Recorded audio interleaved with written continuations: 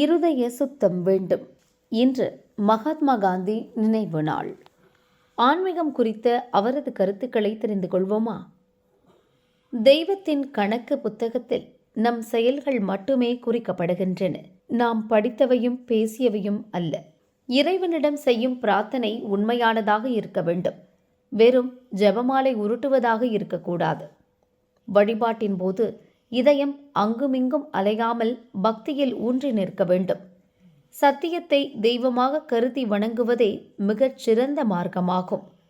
இருதயத்தை சுத்தமாக வைத்துக்கொள்ள தீர்மானம் செய்துவிட்டால் இறைவன் நிச்சயம் நம் பிரார்த்தனைக்கு செவிசாய்ப்பான்.